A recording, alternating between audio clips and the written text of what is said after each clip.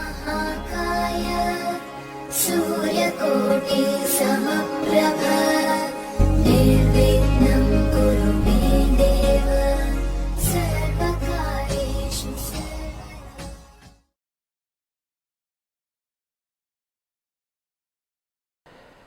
मेरे बहुत ही प्रिय और बेहद सम्मानित साथियों, हृदय की गहराइयों से अभिनंदन, बहुत बहुत हार्दिक स्वागत।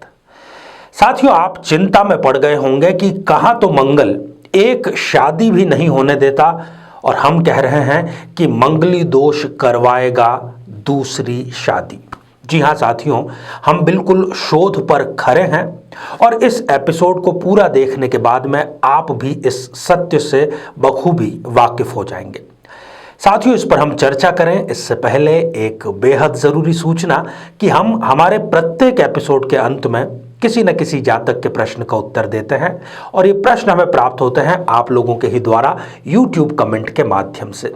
जब भी आप अपना कमेंट लिखें उससे पहले #आचार्य चंद्रकांत इस शब्द का प्रयोग जरूर करें और साथ ही बेहद आसान सा प्रश्न जो आपके ज्ञान वर्धन का होगा, इसी एपिसोड से संबंधित होगा, इसी एपिसोड के अंत में आपसे पूछा जाएगा, उसका सही उत्तर साथ में लिख करके जरूर भेजें।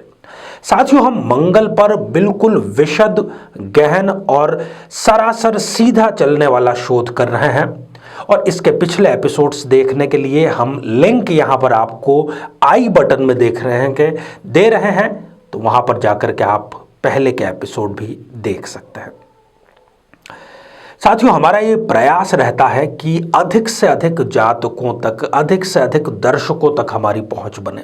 इसी उद्देश्य से अब प्रति माह जो भी अंतिम रविवार होगा उस दिन दोपहर 12:15 बजे हम लाइव आपके समक्ष आएंगे और आप कमेंट के माध्यम से हमसे जुड़ सकते हैं।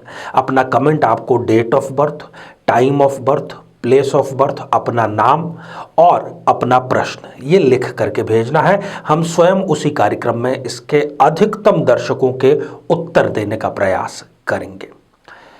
तो साथियों, बात आज के मुद्दे की, बात मंगल की, बात द्वितीय विवाह की। साथियों, एक बहुत ही महान महर्षि, ऋषि, जो भी आप उनको कहना चाहें, हुए हैं वराह मिहिर जी और उन्होंने ज्योतिष पर बहुत विशद ग्रंथ लिखे हैं। उनकी एक उक्ति है, खास तौर पर जब व्यक्ति की जन्म पत्रिका के सप्तम भाव में मंगल यदि हो तो वराह मिहिर जी कहते हैं कि स्त्री मृगतः परिभवम, अर्थात ऐसा व्यक्ति अपने जीवन साथी के द्वारा निरंतर अनादर प्राप्त करता है। आइए साथियों, हम बिना किसी देरी किए इस आज के एपिसोड में मंगल के प्रभाव की चर्चा करते हैं।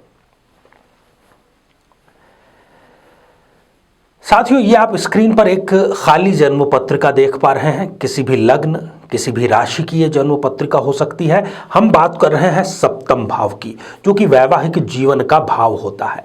यदि इस सप्तम भाव में मंगल देव विराजमान हैं तो इस जातक या जातिका को कहा जाता है कि ये एक मंगली जातक या एक मंगली जातिका है। अब यहां पर दृष्टिगत करने वाली बात है कि सिर्फ ये ही काफी नहीं है। अगर इस भाव में मंगल के साथ ही राशि कौन सी है वो यहां पर विशेष हो जाती है। यदि यहां पर 3, 6, 5, 9 या 11 है, इनमें से कोई एक राशि यहां पर यदि लिखी है, तब ये इस व्यक्ति की दूसरी शादी अवश्य करवाता है। जैसा कि हमने कहा कि सप्तम भाव जो है वो प्रमुख भाव है वैवाहिक जीवन का, दाम्पत्य का, कॉम्पेटिबिलिटी का। यदि बिना कुंडली मिलाए ऐसा व्यक्ति विवाह करता है तो उसका प्रथम विवाह नहीं टिक सकता। उसके वैचारिक मतभेद अपने जीवन साथी से जरूरत से ज्यादा हो जाते हैं और फिर वो एक्स्ट्रा मैरिटल अफेयर की तरफ स्वयं ही आकर्षित होता है। पुरुष यदि होता है तो वो किसी न किसी प्रकार के नशे की तरफ तुरंत आकर्षित हो जाता है। उसके जीवन साथी का जो रवैया है वो उसके प्रति उकसाने वाला होता है। ये चाहे कितनी भी शपथ ले लें कि मैं अब गुस्सा नहीं करूंगा, पर इनका जीवन साथी जो है वो इनको गुस्सा दिला करके ही दम लेता है। ऐसे जीवन साथी जो हैं इनको अपनी बुद्धि का बहुत घमंड होता है। इनको ऐसा लगता है कि इस पूरी दुनिया में मैं सबसे ज्यादा समझदार हूं, बाकी सब लोग जो हैं वो मूर्ख हैं। ऐसे व्यक्ति को अग्नि से बहुत भय रखने की ज़रूरत है, क्योंकि अग्नि इनको कई बार, कम से कम जीवन में 3 बार कष्ट पहुंचाने का कार्य करती है। तो साथियों, इस एपिसोड के माध्यम से हम आपको संदेश यही देना चाह रहे हैं कि जन्म कुंडली मिलान को आप अपनी प्रथम प्राथमिकता पर रखें। और हाँ, यदि इसी युति में कोई भी शुभ ग्रह यदि साथ में हो तो इसका प्रभाव 50% से भी कम रह जाता है। पर इस युति की जिसकी हमने चर्चा की, ये व्यक्ति को द्वितीय विवाह अवश्य ही करवाता है, और इसका कारण जो है वो एक नेगेटिव कारण होता है, किसी भी प्रकार का पॉजिटिव कारण नहीं होता। और प्रथम विवाह जो है वो बहुत सारे मामलों में 2 वर्ष से भी कम अवधि के लिए ही टिक पाता है।